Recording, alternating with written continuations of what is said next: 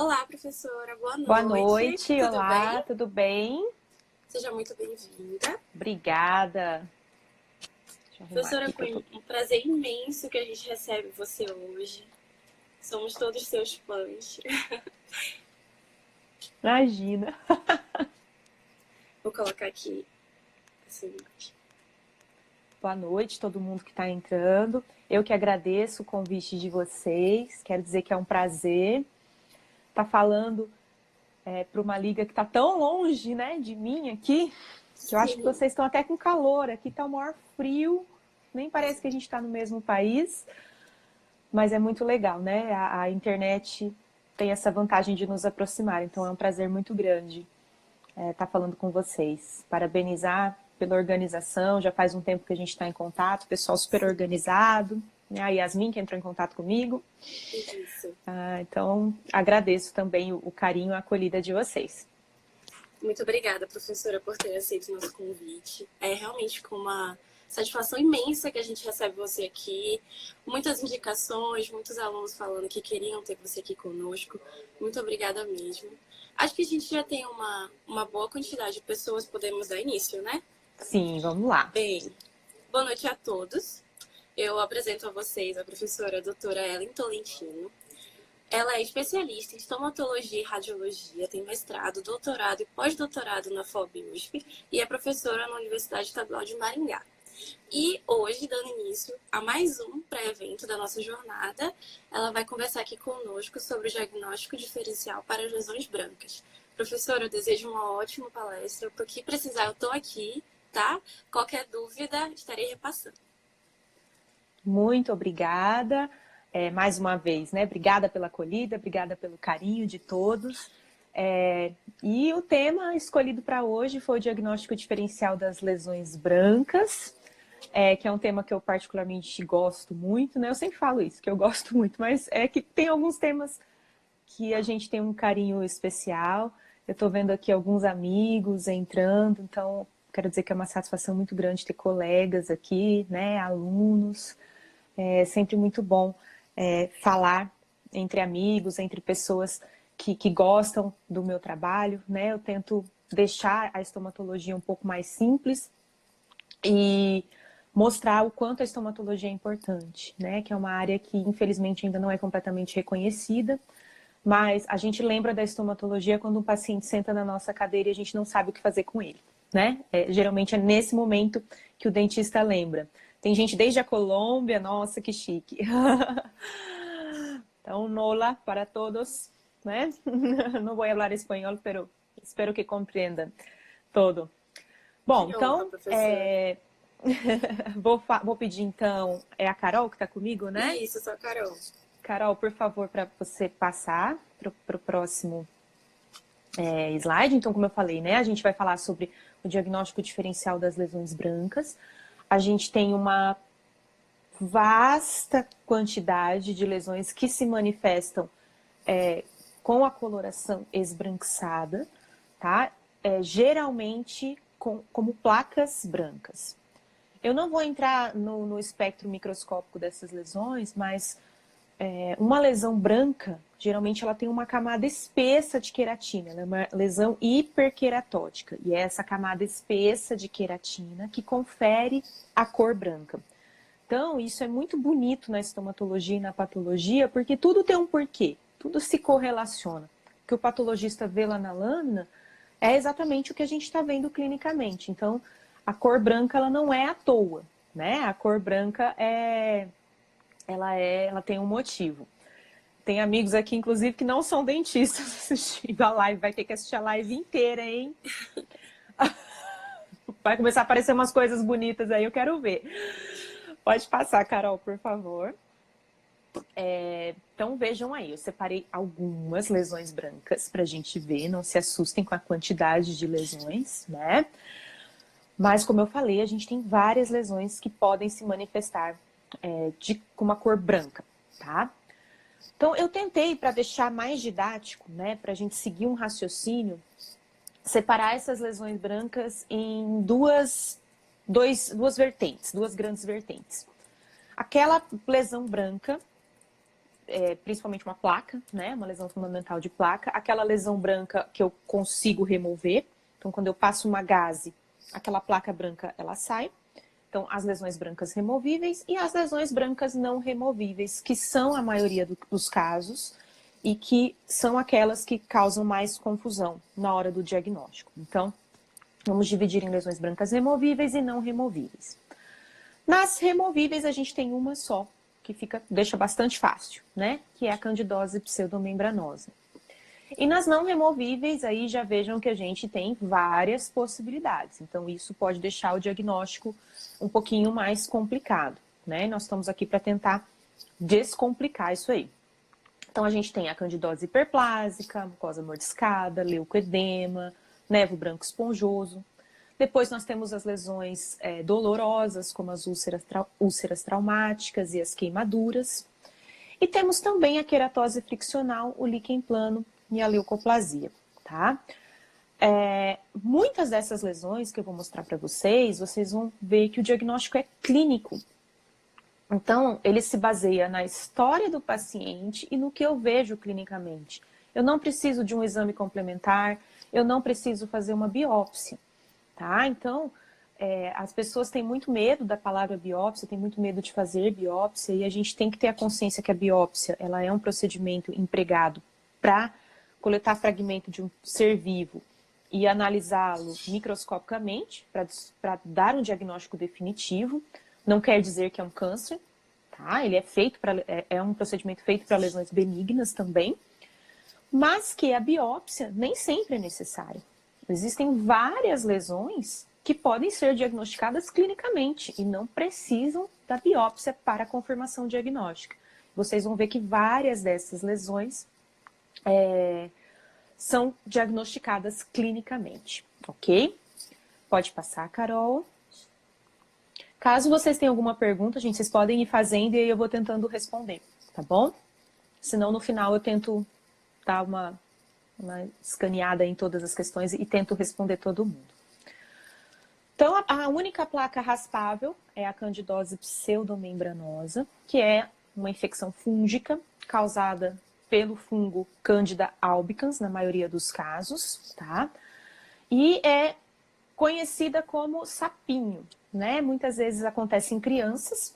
Por que acontece em criança? Porque a criança ela tem o sistema imunológico imaturo, tá? Então, pode acontecer nas crianças e a mãe geralmente chama de sapinho, tá?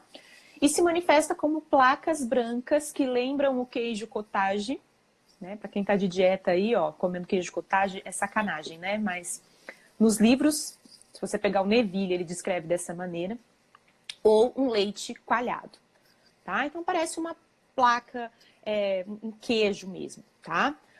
E como eu falei, ela é removível a raspagem, a gente passa uma gaze, geralmente, e o leito, ele fica sangrante, em alguns casos, tá? A candidose pseudomembranosa, ela é mais comum em algumas condições predisponentes. Então, não é tão comum a gente ver candidose pseudomembranosa. Então, quando a gente vê, a gente tem que pensar se não é um paciente diabético, ou se a criança que tem a imunidade, né, imaturidade imunológica, se não é um paciente imunocomprometido. Então, é sempre importante a gente investigar se esse paciente não é um paciente imunossuprimido, imunocomprometido. Então, um paciente HIV positivo, um paciente transplantado, um paciente fazendo radioterapia de cabeça e pescoço. Esses são alguns dos fatores predisponentes ao desenvolvimento da candidose pseudomembranosa. Então, raspou, né, a placa foi raspável, penso em candidose pseudomembranosa, investigo esse paciente sistemicamente, né, por que ele está apresentando essa candidose pseudomembranosa, e o tratamento, como é uma infecção fúngica, é feita com antifúngicos.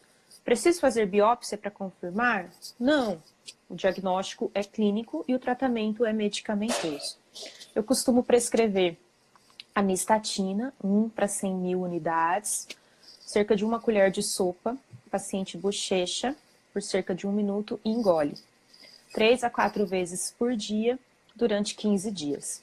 É para isso desaparecer, tá? E geralmente esse tratamento é suficiente para que a lesão seja tratada, ok? Pode passar. Existe um outro tipo de candidose, chamado candidose hiperplásica ou leucoplásica. Essa é a forma mais rara da candidose e a mais controversa, tá? A forma mais comum de candidose, pessoal, é a candidose vermelha, aquela estomatite protética, né, que a gente está mais acostumado a ver. Essa aqui é a mais rara e, como eu falei, a mais controversa. Alguns autores acreditam que, na verdade, aqui o paciente tem uma leucoplasia com uma candidose sobreposta, tá? Então, ainda é muito controverso. De qualquer maneira, aqui a placa não é removível à raspagem, tá? Então, eu não consigo removê-la. E a região mais comum é essa região que vocês estão vendo aí na imagem, a mucosa vestibular anterior, ok? Como que eu fecho o diagnóstico? Ou eu posso fazer um esfregaço citológico, tá? Eu posso fazer um esfregaço e aí, na citologia, a gente vai detectar as hifas do fungo, tá? Ou o diagnóstico a gente chama de terapêutico, tá? A gente faz o tratamento com antifúngico e a placa desaparece. E aí eu confirmo o diagnóstico de uma candidose hiperplásica, tá? Então, ou eu faço uma citologia, porque a placa não é raspável,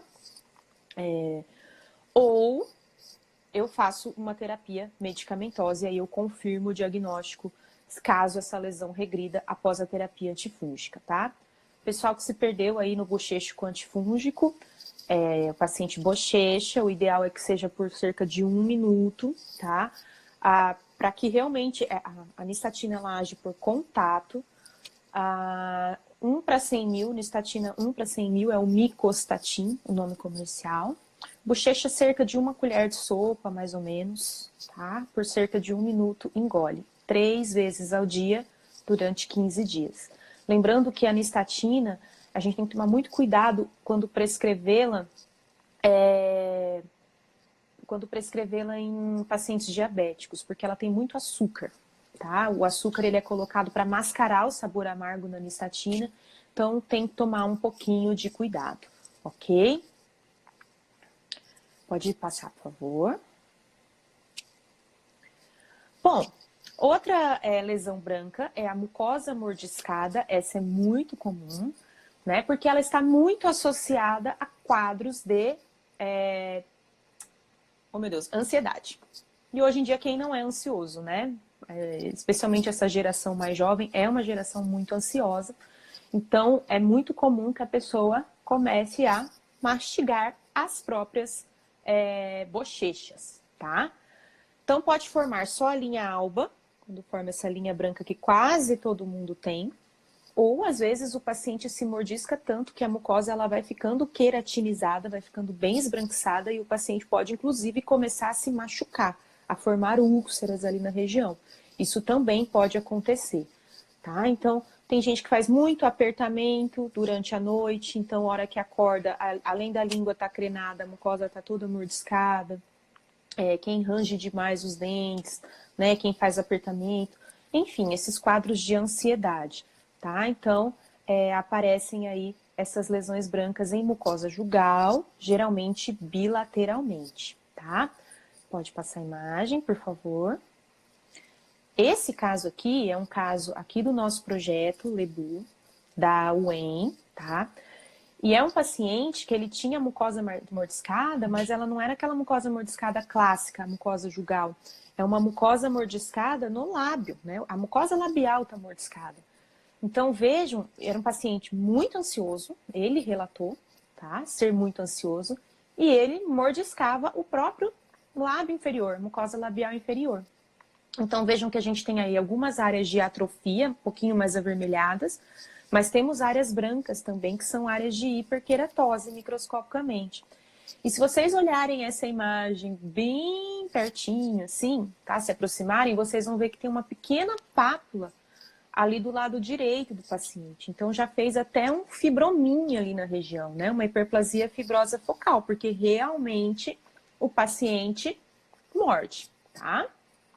O pessoal tá me perguntando da nistatina no diabético. Uma outra opção é usar o micostatin, tá? que é o Dactarin gel. Então, existe essa opção também, só que em vez de o paciente bochechar, ele passa o gel. É uma opção que a gente usa bastante também, tá? O Dactarin gel ou o... Desculpa, não é o Miconazol, não é micostatina, é o Miconazol. O nome comercial, Dactarin gel, tá? Para mucosa mordiscada, estão me perguntando, o tratamento é só orientação? Sim, é só orientação, tá? Não tem...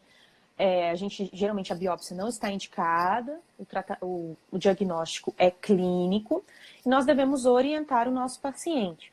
Em alguns casos, a gente indica até o uso de uma plaquinha de mordida durante a noite. Tipo uma plaquinha de clareamento, né? A gente às vezes indica para proteger ali a mucosa das cúspides dentárias. Então, pode ser uma opção também, tá? Na criança, geralmente a gente faz limpeza com gaze, tá? A gente pode usar a clorexidina. Geralmente a gente não usa muito aí os antifúngicos nas crianças, tá? A gente faz a limpeza com clorexidina, pode ser com gaze, tá? Na criança a gente não dá bochecho, porque a criança não tem esse controle de bochechar. A criança vai acabar engolindo, tá? Nistatina por 14 dias, geralmente a gente passa, tá? 14, 15 dias. Pode passar. Outra lesão branca, o leucoedema, tá? O leucoedema, pessoal, é uma lesão mais rara, mais incomum. Ela é mais comum nos pacientes melanodermas, tá? E é considerado, na verdade, uma variação anatômica, ele não é considerado uma doença. No leucoedema, vejam que forma já é uma placa ou uma mancha um pouco mais leitosa, opalescente, tá? Uma coloração mais leitosa, mais opalescente, mais homogênea, em mucosa jugal bilateralmente. Então, essa é uma condição característica, em mucosa jugal bilateralmente, completamente indolor, tá? O paciente não tem queixa, o paciente não sente dor. Pode passar. E o diagnóstico para o leucoedema, ele também é clínico. Não há necessidade de realização de biópsia para leucoedemas. Vejam essa imagem do livro do Neville, da última edição, onde como que a gente confirma o diagnóstico de leucoedema.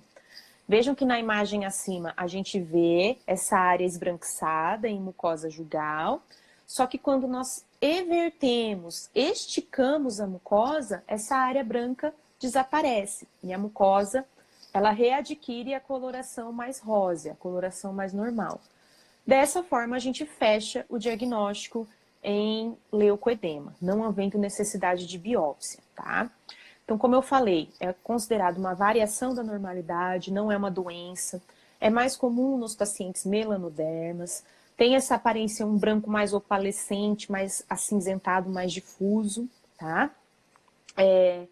E quando o paciente fuma, geralmente essa condição ela fica mais acentuada, ela fica mais esbranquiçada. Então, se o paciente é fumante, isso pode ficar um pouco mais exuberante, ok? Então, leucoedema, mucosa jugal, bilateralmente, diagnóstico é clínico, quando a gente everte a mucosa, a placa branca, né, essa mancha branca desaparece, ok? Vamos em frente. O nevo branco esponjoso, esse aqui é muito raro, tá? O nevo branco esponjoso, ele é na verdade, ele faz parte de uma doença cutânea genética, autossômica dominante, e ele é mais comum na população escandinava. Então, aqui no Brasil, a gente tem poucos descendentes, né? Difícil a gente ver um descendente aí escandinavo, tá? Então, aqui a gente vê o nevo branco é muito difícil a gente ver esse tipo de caso. E acontece um defeito na queratinização da mucosa. E aqui também vai atingir mucosa jugal bilateralmente. Só que aqui vai formar essa placa branca mais aveludada, mais corrugada, mais fissurada. Parece uma placa mais espessa. Que também não é removível a raspagem e que também não dói. O paciente não sente absolutamente nada, tá? Então é bilateral e indolor. Diagnóstico clínico. A biópsia também não não é necessária. O diagnóstico ele é clínico e a gente só faz acompanhamento. Isso aí não tem nenhuma repercussão mais importante para o paciente, tá? Então, nós fazemos apenas um acompanhamento clínico, ok? Se a live vai ficar salva, eu vou pedir para o pessoal salvar a hora que acabar, tá? Depois a gente compartilha com vocês a live, ok? Pode deixar. Bom, deixa eu ver se tem mais alguma pergunta. Eu acho que por enquanto é isso. Professora Nelly, o prazer que é meu, que a professora Nelly é minha professora, minha mestre, e eu falo para ela que eu sempre fico muito lisonjeada quando ela assiste minhas lives. Muito mesmo. Bom, vamos falar um pouquinho então das úlceras, tá?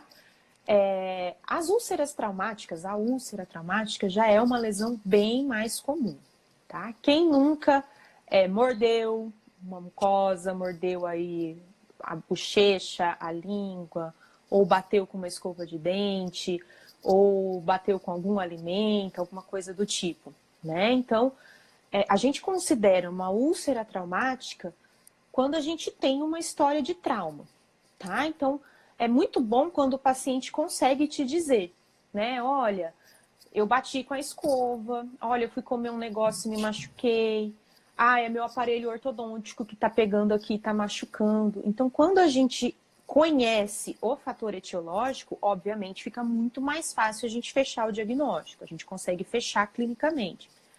Mas nem sempre o paciente sabe dizer, né? Às vezes ele machucou e não percebeu, às vezes foi durante a noite dormindo, então nem sempre a gente tem essa história de trauma tão bem delineada como a gente queria, tá? Mas as úlceras traumáticas, elas podem fazer esse halo mais hiperqueratótico e mais esbranquiçado, então elas podem ter essa aparência um pouco mais esbranquiçada. Mas caracteristicamente, uma úlcera traumática dói. Então, acho que todo mundo já teve pelo menos uma úlcera traumática, lembra muito a afta, né? Então a gente sente dor. Então aqui vejam, é a primeira das lesões que tem dor, que eu estou comentando com vocês. Então a dor aqui é uma característica importante. Então vejam neste caso uma úlcera em borda de língua. A gente sempre tem que prestar muita atenção nas úlceras em borda de língua. Na verdade, em todas as úlceras, né? Mas eu falo da borda de língua porque a borda de língua é um dos locais prediletos do carcinoma espinocelular, que também se manifesta como uma úlcera. Só que no carcinoma espinocelular, geralmente é uma úlcera que não dói, ok? Então, a regrinha o diagnóstico é clínico e a gente vai tentar tratar isso aí com, pode ser corticoide tópico, né? Analgésicos tópicos, anestésicos tópicos, tá? Mas se isso não melhorar num prazo de 15 dias, a biópsia está indicada. Ok? Justamente porque o carcinoma espinocelular faz parte do diagnóstico diferencial. Então, passou 15 dias, isso não melhorou, isso não regrediu, vamos fazer uma biópsia incisional. Lembrem-se, tem uma hipótese de malignidade, a biópsia é sempre do tipo incisional. Se for uma úlcera traumática, a microscopia vai me dizer. E um outro detalhe, quando eu faço a biópsia incisional, se for uma úlcera traumática, eu vou acabar acelerando a involução dessa lesão. Então, eu vou ajudar o paciente, ok? Então, úlceras que não cicatrizam em 15 dias devem ser biopsiadas, para descartar a possibilidade de um carcinoma espinocelular. O Admuc pode? Pode. Eu gosto do Admuc. O Admuc, ele é fitoterápico, então ele não tem, assim, contraindicações. Então, ele pode ser usado para criança, ele é uma boa opção, né? Mas, se o paciente não tem nenhuma contraindicação, é o paciente adulto, geralmente eu prefiro o Oncilon A em hora base, por ser um corticoide, eu acho que ele vai ter um efeito ali mais específico e talvez mais rápido para o paciente. Então, nesses casos, eu costumo passar o Oncilon A em hora base, tá? 3 a 4 vezes ao dia, por 15 dias. Até comentei esses dias com alguns alunos que eu amanheci, eu tô fazendo muito apertamento à noite, tô acordando com a língua muito crenada. Amanheci com uma úlcera, não tava grande assim, mas uma úlcera em borda de língua. E a gente quase não tá saindo de casa, eu falei, ai meu Deus, será que eu tenho Oncilon? Tinha aqui um tubinho de Oncilon em casa, fui ver, tava vencido. Gente, não façam isso, tá? Mas eu peguei e falei, eu vou passar. Tinha vencido fazia alguns dias, falei, vou passar um pouquinho desse Oncilon, porque eu não tô aguentando. E dormi. No outro dia eu acordei, gente, eu praticamente não tinha mais nada. Não tô falando que foi o Oncilon vencido que fez efeito, mas o Oncilon realmente funciona, ele é muito bom. Aí que eu lembrei, falei, nossa, tem que passar mesmo o Oncilon, porque se a gente usar direitinho, ele faz efeito. Melhorou muito, tá? Então eu gosto muito do Oncilon. Para criança, eu prefiro o Admuc, né? Porque o Admuc é mais fitoterápico, ele é à base de camomila, então não tem problema.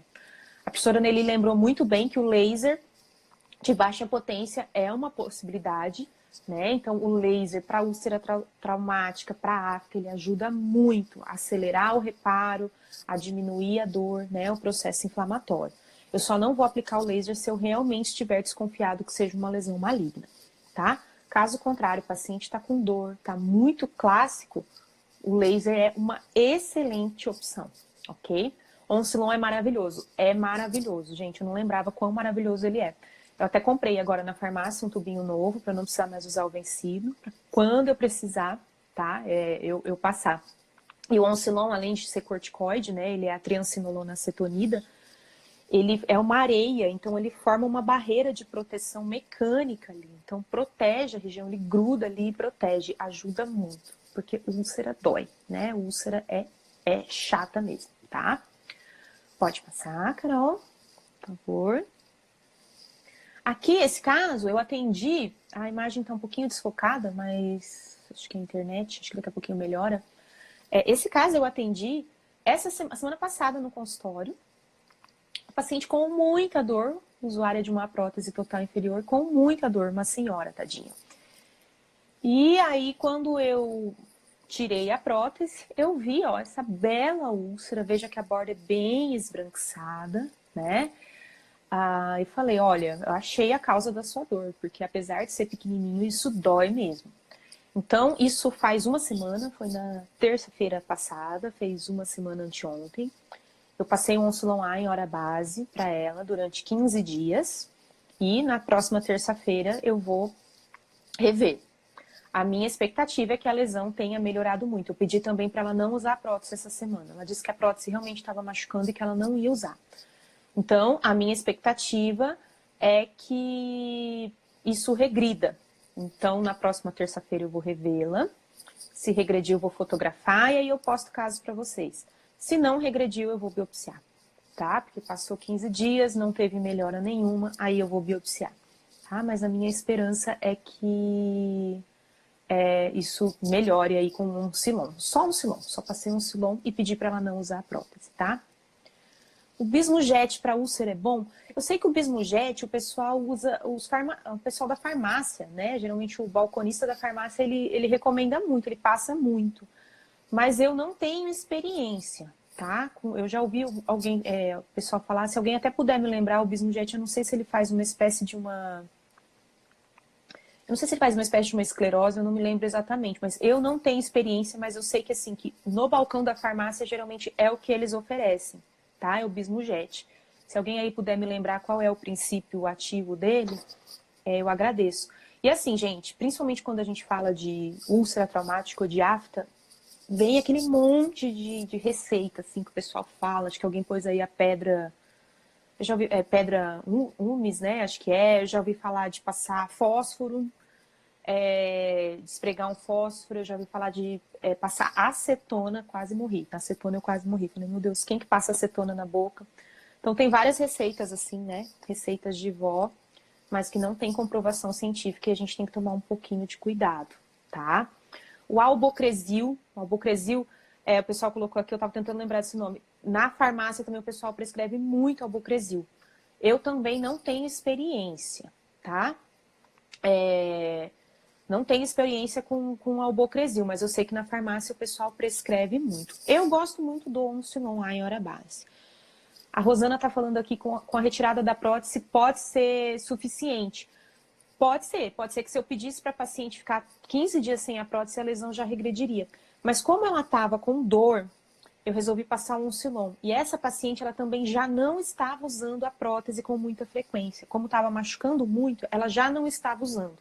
Então, por isso, eu optei por associar com o Sulon A em hora base. Paciente, apesar de ser mais idosa, com a saúde em dia, então não vi nenhuma contraindicação, tá?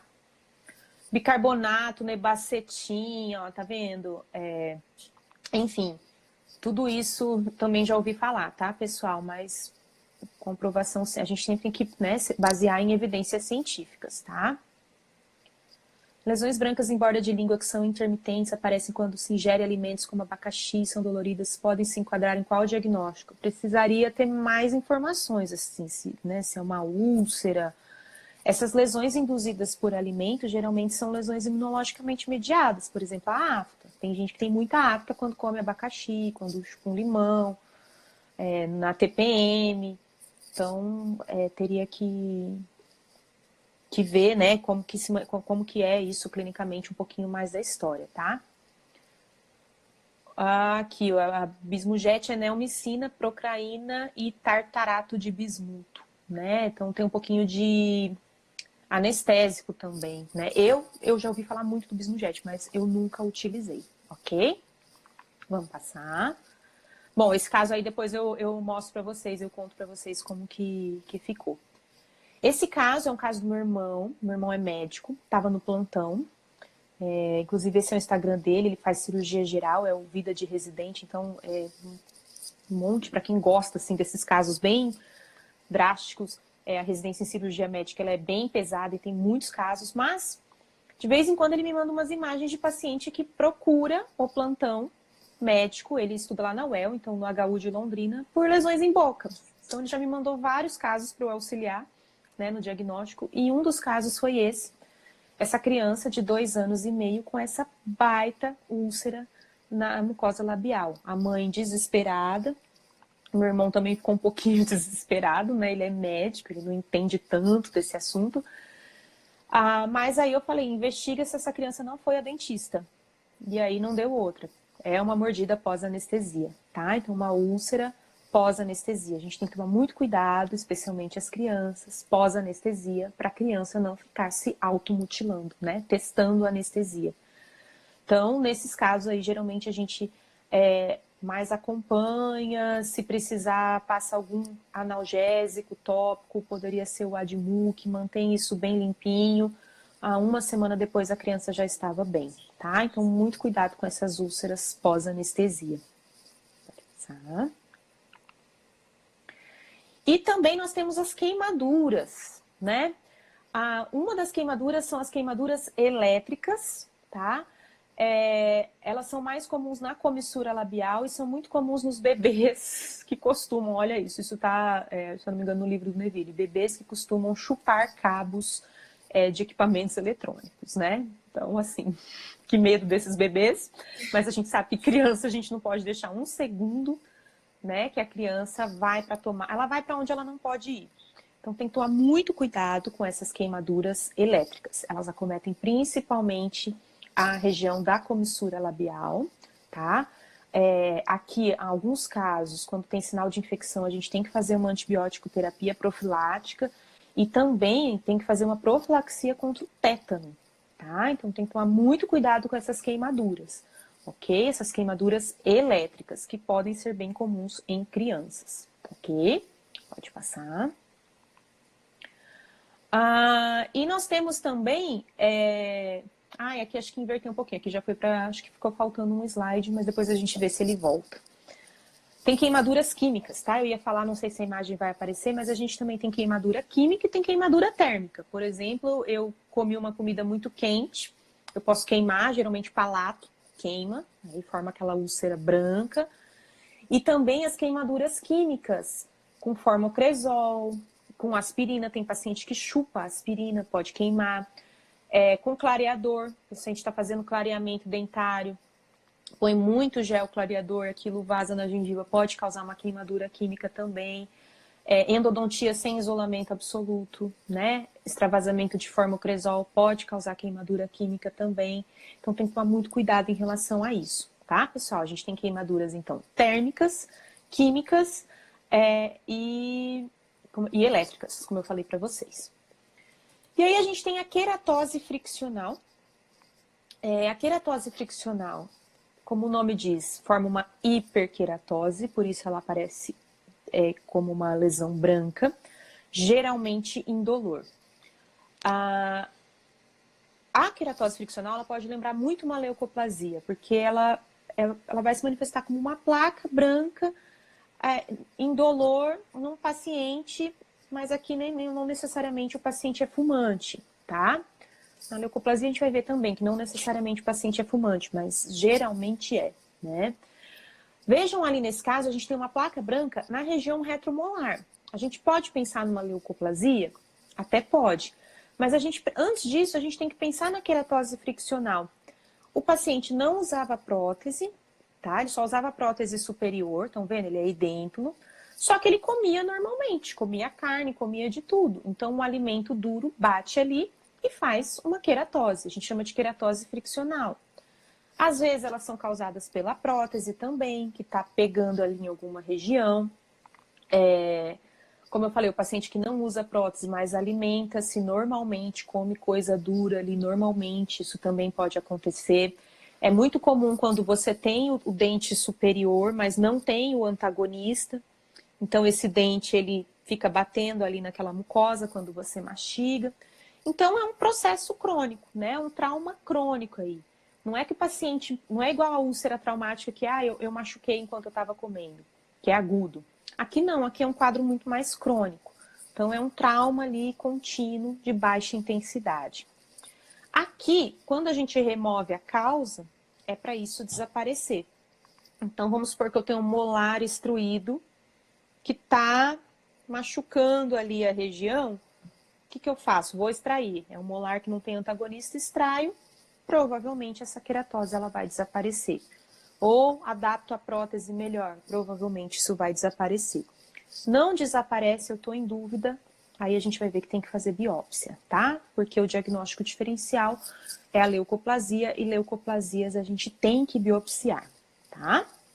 Pode passar. É parecido com a mucosa mordiscada?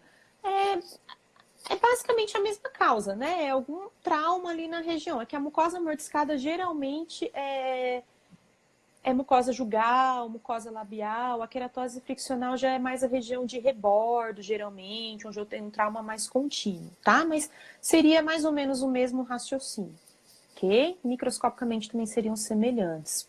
Por isso que aqui a clínica é muito importante, tá? O clínico é muito importante para fechar o diagnóstico. A queratose se caracteriza como uma lesão reativa? Sim, pode ser caracterizada como uma lesão reativa, assim como a úlcera traumática também, tá? Uma lesão reacional também pode ser considerada, tá? Outra lesão branca, o líquen plano, em especial o líquen plano reticular.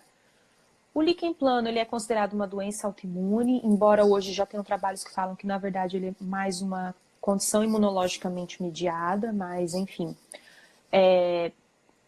é uma doença sistêmica, mucocutânea, então o paciente pode ter lesões em mucosas e em pele, mas geralmente a lesão bucal é a única manifestação ou é a primeira manifestação.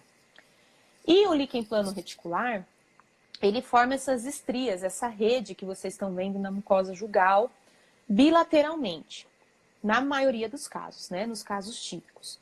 Quando isso acontece, quando eu tenho estrias brancas entrelaçadas em mucosa jugal bilateralmente, nós chamamos essas estrias de estrias de Wickham. E nestes casos, elas são patognomônicas. O que isso quer dizer? Que só existe no líquen plano reticular. Então, eu fecho o diagnóstico em líquen plano reticular. Eu não preciso fazer biópsia, ok? Então, estrias de Wickham bilateralmente em mucosa jugal, diagnóstico líquen plano reticular. O que a gente faz nesses casos? Acompanhamento a cada 6 meses. Se o paciente não tiver nenhuma lesão cutânea, a gente acompanha. Se tiver, a gente encaminha para o dermatologista e fazemos esse acompanhamento em conjunto, tá? Geralmente são indolores, essas lesões. Elas não acontecem exclusivamente em mucosa jugal, elas podem acontecer em lábio, em língua, em gengiva, mas o clássico é mucosa jugal. E são muito comuns, tá, gente? A gente vê líquen plano, assim, todo dia na clínica. É muito comum.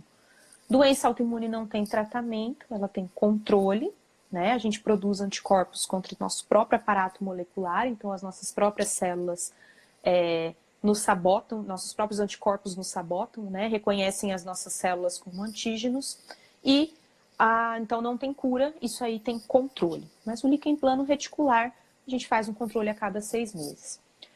A Amanda está perguntando, tem potencial de transformação maligna? O líquen plano, ele é considerado pelo OMS, a classificação mais recente de 2017, como uma desordem potencialmente maligna. Mas é o líquen plano erosivo, ok? Que é uma outra lesão, onde eu tenho áreas ulceradas junto com essas estrias. E mesmo assim, esse potencial ainda é muito discutível, ainda é muito controverso, se ele realmente tem essa capacidade de transformação maligna. De qualquer maneira, o líquen plano erosivo é considerado uma desordem potencialmente maligna, ok? Qual a causa? Não sei se é a causa do líquen plano, mas é autoimune. Então, qualquer pessoa pode desenvolver, sendo cerca de 3, na proporção de 3 mulheres para cada 2 homens, tá? É autoimune. Não tem uma causa específica, não é nada que você come, enfim. Parece estar muito relacionado ao estresse e ansiedade, tá? Parece ter muita relação com o estresse e com a ansiedade, ok? Pode passar. Aqui a gente tem uma forma não muito clássica de líquen plano. Um líquen plano mais em formato de placa, em língua. Aqui a gente pode ter dúvida, o diagnóstico já não é tão clássico, né? Então aqui a gente pode pensar em leucoplasia, como pode pensar em líquen plano. Então aqui foi realizada a biópsia e o diagnóstico foi confirmado como um líquen plano, ok? Então nem sempre ele é clássico. Quando eu tenho as estrias brancas entrelaçadas, as estrias de Wickman, é patognomônico, meu diagnóstico é clínico, mas nem sempre isso acontece. Né? Como nesse caso na língua, onde eu tenho algumas placas, a gente pensou também em leucoplasia, fizemos a biópsia e o resultado foi de um líquen plano. Lesões completamente indolores, pacientes sem lesões cutâneas, fizemos apenas um protocolo, né, de acompanhamento a cada 6 meses. E aí é um casamento, tá? O paciente vai ser acompanhado para o resto da vida, ok? Deixa eu passar, Carol. E por fim, a leucoplasia, né? Leuco, branco, plasia, placa. Então, por definição, uma leucoplasia é uma placa branca ou uma mancha branca que não pode ser diagnosticada clínica ou microscopicamente como qualquer outra doença. Ou seja, é um diagnóstico por exclusão. Então, quando eu excluo todas essas outras possibilidades, né, que a gente viu, não é um nevo branco esponjoso, não é um leucedema, não é uma mucosa mordiscada, aí a gente pensa na leucoplasia, ok? Esse termo leucoplasia, ele é estritamente clínico, não é um termo microscópico, não existe uma patologia chamada leucoplasia microscopicamente. O que o patologista vai ver na lâmina é o grau de displasia da lesão. Tá? Eu não vou falar de displasia agora, eu falei disso numa live segunda-feira, mas displasia é alteração celular, é o caminho da célula até chegar numa célula maligna, tá? A célula epitelial. Então, quanto maior o grau de displasia, maior o grau de alteração dessa célula, mais chance ela tem de sofrer malignização. Então, aqui, nas leucoplasias, a biópsia ela é obrigatória, porque eu preciso saber o que está acontecendo microscopicamente. Eu preciso saber o grau de displasia epitelial para definir o tratamento, ok? Então, são placas brancas não raspáveis que podem acontecer em qualquer região da boca e 80% dos pacientes são fumantes. Então, aqui o cigarro, ele está muito relacionado, tá? Alguns micro-organismos também, como HPV, treponema pálido, a própria Candida albicans tem alguma relação, radiação solar, está relacionado também com a etiologia das leucoplasias, tá? São fatores aí predisponentes. Mas o tabaco, a imensa maioria dos nossos pacientes com leucoplasia são fumantes. Tanto que muitos pacientes que param de fumar, têm as leucoplasias, elas desaparecem, tá? Ocorre regressão dessas lesões. O grau de displasia serve também para a eritroplasia? Exatamente. Para queilite actínica, para todas as desordens potencialmente malignas. Lembrando que a eritroplasia já é uma placa vermelha, ela é bem mais rara, mas geralmente já tem displasia bem avançada ou já é um carcinoma, já é um câncer, tá? Então, é o grau de displasia em todas essas lesões que define o prognóstico, o tratamento e o prognóstico desses pacientes, tá? Pode passar.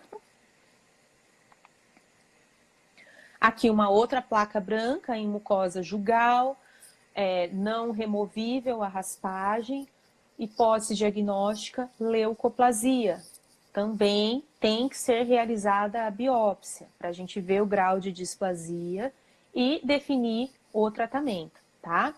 O Vitor tá falando que lembra dos copinhos de água. Eu fiz um post no Telegram, vou postar aqui no Instagram também, explicando a displasia com copinhos de água, tá? Tem um videozinho lá no Instagram, no Telegram, bem certinho, que eu explico como se fosse a displasia como se fossem copinhos de água. E aí tem uma hora que o copinho transborda, e aí quando o copinho transborda, já é uma lesão maligna, tá?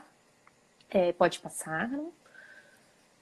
Eu tenho muitos casos de leucoplasia, gente, porque leucoplasia também é muito comum. Então, aqui no nosso projeto, no projeto Lebu, na clínica também da graduação, a gente sempre tem casos de leucoplasia no consultório, porque são muito comuns, tá? Não necessariamente o paciente é fumante, 80% dos casos o paciente mas não quer dizer que é obrigatório. E vejam que pode acontecer em qualquer lugar, ó. Pode acontecer em rebordo alveolar inferior, lembrando muito uma queratose friccional, pode acontecer em língua, pode acontecer em palato, em mucosa jugal, em lábio. A leucoplasia pode acontecer em qualquer região. E todas essas lesões que vocês estão vendo são lesões indolores, tá? O paciente não sente absolutamente nada, ok? Pode passar. E para a leucoplasia, a biópsia é obrigatória. A leucoplasia, a eritroplasia, tá? A biópsia é obrigatória. Como eu falei, eu preciso saber o grau de displasia para definir tratamento. Então, o laudo vai chegar e vai estar escrito displasia leve, displasia moderada, ou já é um carcinoma in situ, ou já é um câncer, um carcinoma invasivo. Então, eu preciso saber o grau de displasia. Então, nós realizamos a biópsia. Neste caso, no caso da FOB-USP, tá? Foi realizada uma biópsia excisional. Então, vejam como era uma placa pequena, bem homogênea. Ainda não tinha sinais de que era uma lesão maligna, tá, gente? Uma desordem potencialmente maligna, ela não é um câncer. Digamos que ela é um pré-câncer, mas ela ainda não é uma lesão maligna. Então, a gente fez a biópsia excisional. Vejam que não precisa ser profunda, eu não preciso pegar plano muscular. A gente está falando de uma lesão epitelial, então ela é uma biópsia superficial, né? Eu não posso pegar muito superficial, mas eu não preciso aprofundar ali no plano muscular. A incisão em formato de cunha e a sutura. E aí o resultado da displasia que vai guiar meu tratamento. Como que vai guiar? Pode passar.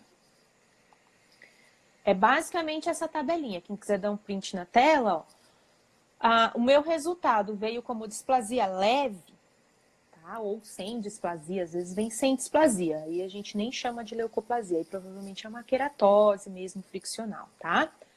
Veio com displasia leve, a gente orienta o paciente a parar de fumar.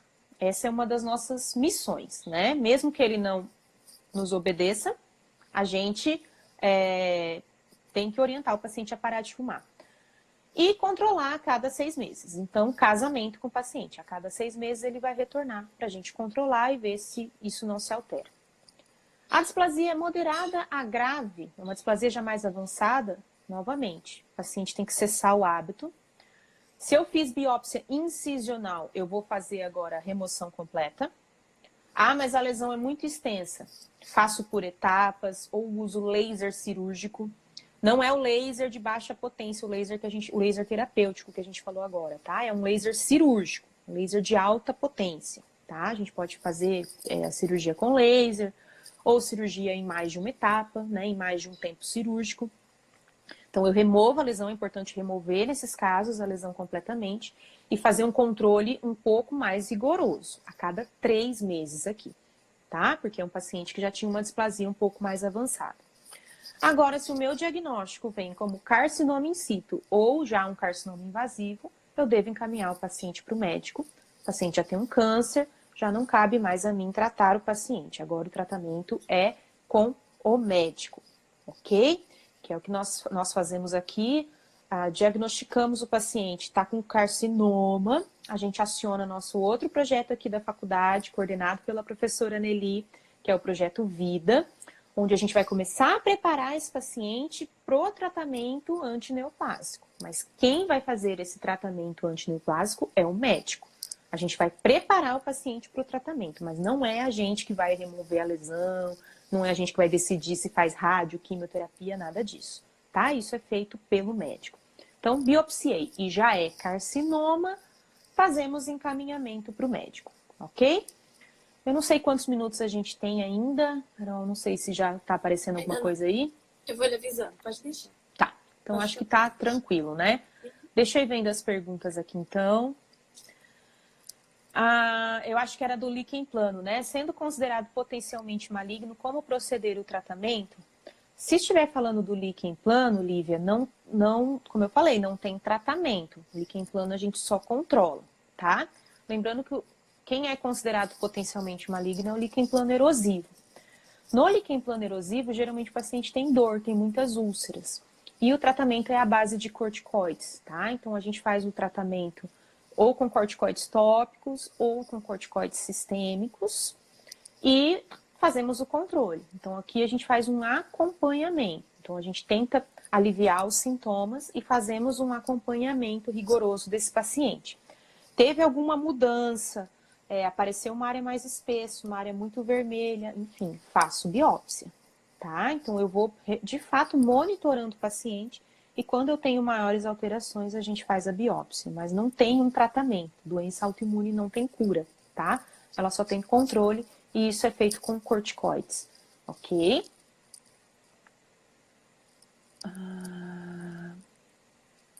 Eu li alguns livros que são contraditórios em relação ao potencial de malignidade. Sim, é contraditório o líquen plano. Se vocês pegarem a literatura, é contraditório. Mas a gente usa a classificação da Organização Mundial da Saúde, a OMS, e na última, 2017, o líquen plano erosivo é considerado uma desordem potencialmente maligna, tá? Não quer dizer que todos se transformam em câncer, não é isso. Existe um potencial, tá? Se controla com corticoides, como eu falei, o líquen plano erosivo, sim. O reticular, como o paciente geralmente não tem sintoma, não sente nada, no máximo uma pequena ardência, geralmente a gente não usa nem o corticoide, não precisa passar nada para esse paciente com líquen plano reticular, tá? Devemos fazer biópsia excisional em todas as leucoplasias? Não. Aqui, gente, vai depender muito da manifestação clínica da lesão. Se ela é pequena a gente considera aí uma lesão até de 1 centímetro, mais ou menos, tá? Ou se ela é muito extensa, eu não vou fazer excisional, eu vou fazer incisional. Se ela já está muito verrucosa ou se ela tem áreas vermelhas misturadas, isso também não é um bom sinal, é sinal que já pode ter evoluído para um câncer. Então, nesses casos, eu faço incisional, tá?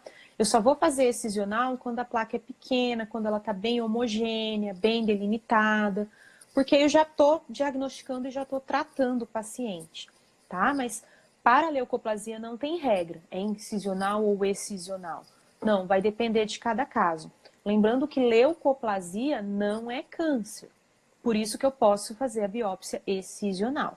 Agora, eu estou desconfiando que já transformou, que já provavelmente o resultado lá no laudo vai vir como carcinoma, eu faço incisional, ok? Não sei se isso ficou claro, porque isso é bem importante, tá? Mesmo que a leucoplasia, leucemia saiu, mas acho que é leucoplasia, né? Seja inicial, delgada, há obrigatoriedade da biópsia. A regra, se você pegar qualquer livro, para leucoplasias a biópsia é obrigatória, tá? Se o paciente, vamos supor, é um paciente muito idoso, é um paciente muito debilitado, é um paciente que não fuma, e a lesão tá ali muito quietinha, você pode até propor um acompanhamento. Faz um acompanhamento aí mensal do paciente e aí você não faz a biópsia. Mas caso contrário, né, como eu falei, a biópsia ela é obrigatória para guiar o curso do tratamento. E eu já tive, geralmente, gente, quando a placa está muito homogênea, muito bonitinha, muito lisinha, geralmente não tem displasia ou a displasia é leve. E quando a placa está mais verrucosa, mais nodular, geralmente a displasia é avançada, tá? Então, geralmente existe essa correlação clínico-microscópica. Mas, às vezes, engana. Eu já biopsiei placa que eu achei que, bonitinha, lisinha, e era displasia avançada, tá? Era displasia grave já. Então, a gente tem que tomar um pouco de cuidado. Por isso que o ideal é fazer a biópsia, tá? Acho que o pessoal estava com dúvida, né, da biópsia incisional e excisional. Não sei se ficou claro, pessoal. O grau de displasia grave é um carcinoma in situ? Ótima pergunta, e é uma pergunta, assim, complicada do ponto de vista prático. Na última classificação do OMS de 2017, eles consideram sinônimos agora. Não tem mais diferença entre displasia grave e carcinoma in situ, tá? Então, é displasia leve, displasia moderada e carcinoma in situ. Então, hoje, pela Organização Mundial da Saúde, não tem mais diferenciação, displasia grave e carcinoma in situ. Só que assim, é super complicado, porque se o patologista lauda displasia grave, a gente não sabe se a gente encaminha para o médico ou se a gente ainda trata. Então, tem muita gente que ainda não aceitou essa diferenciação de displasia grave e carcinoma in situ, que é importante para a gente do ponto de vista prático, porque a gente usa isso para decidir o tratamento, né? Mas, em tese, hoje, uma displasia grave é um carcinoma in situ, de acordo com o OMS, ok? Displasia moderada já pode encaminhar para o médico? Não precisa. Displasia moderada ainda podemos tratar. A dúvida hoje é a displasia grave, né? Porque ela já é, a OMS já considera como um carcinoma in situ. E carcinoma in situ eu encaminho para o médico. Eu já vi dentistas tratarem carcinoma in situ, tá? Mas eu encaminho para o médico. Porque carcinoma in situ, gente, quer dizer que a malignidade ela está restrita ao epitélio, ela não invadiu. Tecido conjuntivo, então ela não dá metástase, tá? Mas já é um câncer. E tem outra coisa também, a gente faz biópsia incisional nesses casos. Às vezes você não pegou a lesão inteira, você não pegou a lesão na profundidade adequada. Então aquela região que você pegou é um carcinoma in situ, mas às vezes se você tivesse incisado um pouquinho mais profundamente, já era um carcinoma invasivo. Então, a meu ver, o ideal é mandar para o médico, tá? Mas displasia moderada ainda podemos tratar, tá? Podemos tratar, ainda não é um câncer, ok? Qual corticoide? Proliquem plano erosivo, né? Ou para essas lesões. Se a lesão é pequena, pode ser um Oncilon.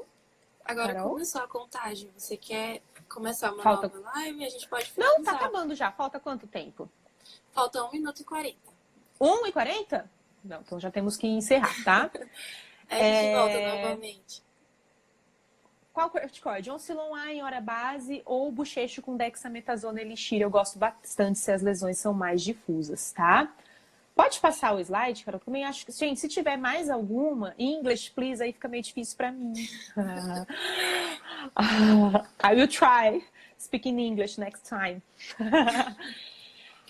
Deixem mais perguntas, eu respondo para vocês, tá? A displasia moderada deve ser removida? Deve. Eritroleucoplasia também é um diagnóstico clínico? Sim. Ok? Preciso fazer biópsia, tá bom? Quero mais uma vez agradecer o pessoal da Cesupa, dizer que foi um prazer, um assunto que eu amo falar. Podem mandar mais perguntas, eu respondo para vocês, eu vou deixar a live salva também. Fica aqui o convite para vocês conhecerem o meu curso online, as inscrições acabam domingo, tá? É um curso 100% online, essa a aula de displasia, leucoplasia, tá tudo lá, são 12 aulas, com legendas em espanhol and in English. É só escanear esse QR Code que vocês tenham todas as informações. Estou preparando esse curso há mais de um ano, feito com muito, muito carinho. Então, quem quiser, pelo menos, acessar a página para conhecer, as inscrições encerram no domingo. E para os inscritos, a gente vai ter um prêmio, um sorteio de 3 livros super especiais, tá bom? Obrigada, Yasmin. Muito obrigada, Carol. Professor. Obrigada, pessoal. Não conheço o norte do país, não conheço Belém, né? Sim. É sim. Belém? Quem sabe um dia vocês me chamam para ir